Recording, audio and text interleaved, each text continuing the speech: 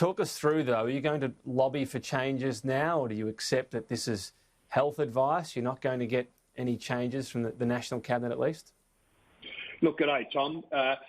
What's happened now is that the National Cabinet made their minds up last week. We sort of think that they shifted their strategy from risk mitigation to a zero risk. That was the issue that caused us concern. We've been operating on the thought that they would just be concerned with the social distancing principles of 1.5 metres and 4 square metres. But look, that now has shifted away from the National Cabinet down to each of the individual states. So nationally now, our role is to work with the federal government on ensuring that in a macro sense, we have a viable hotel, hospitality and tourism industry once everyone gets back on their feet.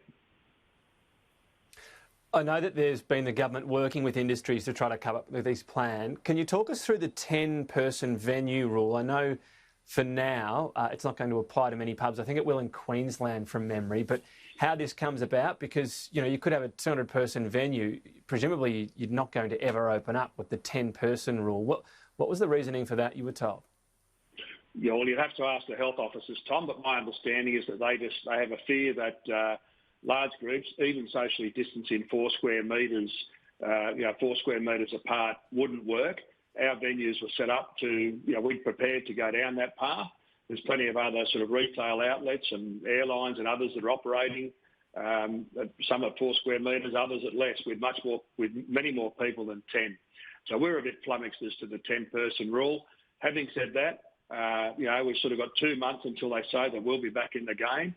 But at a state level, at the territory level, we've seen the Northern Territory open up a little bit. We're seeing WA open up a little bit.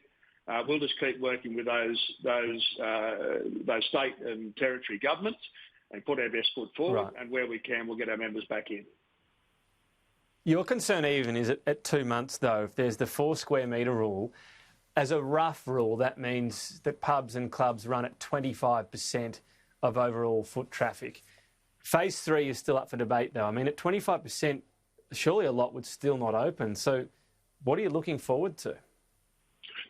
Well, the outlook still is quite bleak, Tom. I mean, at 25%, there aren't going to be many venues that open.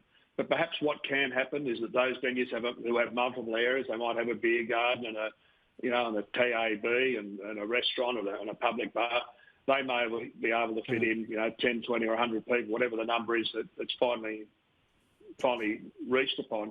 But really, the great problem we have is there's no certainty as to when those restrictions will lift. So what we have is operators who probably have mortgaged their home. The 23rd of March, their business was shut down. They still don't have any certainty what the new world looks like. At the same time, their loan value ratios on their businesses are decreasing. The banks are probably starting to get nervous, and they've got a real fear. So is it, do we hang on or do we get out? Do we keep borrowing money to pay JobKeeper? Do we keep borrowing money to pay interest? Do we keep borrowing money to pay the lease? Or do we cut our losses now? Look, it's a hard story, of course, at the same time, and your open letter acknowledges the health risks in all of this, Stephen. Yes. So as to the future, if we have no vaccination or effective treatment for a long time, you're talking about government subsidy, seemingly acknowledging that to get pubs and clubs up to 100% and, having people crowded in areas and someone 5 pints deep, trying to think they're going to actually social or physically distance is not realistic. So what the government's going to have to essentially guarantee this industry, and what sort of bill are we talking about? Well, one of the ideas about that we had was people staying seated at their tables and using the JobKeeper subsidy to serve them. So you'd have one waiter serving one table, not requiring people to move around a venue. And moving around the venue is a concern for the health officers. At the moment, there's 2 types of business that have JobKeeper. There are those that are trading at the moment, where they're actually able to use the JobKeeper as a wage subsidy, so that's a win for the employer and a win for the employee. Then there's the others who are like hotels, pubs, clubs, cafes and restaurants, where really they're acting as a virtual Centrelink. So what we're saying to the government is, because we have not had the opportunity, and probably won't get the opportunity for at least another 2 months, to enjoy that wage subsidy part of the scheme, we'd like to see JobKeeper extended in our sector at least. Meaning the JobKeeper so far extended, as you say, hasn't been able to be something that can subsidise the business. It's just a, limp along sort of payment.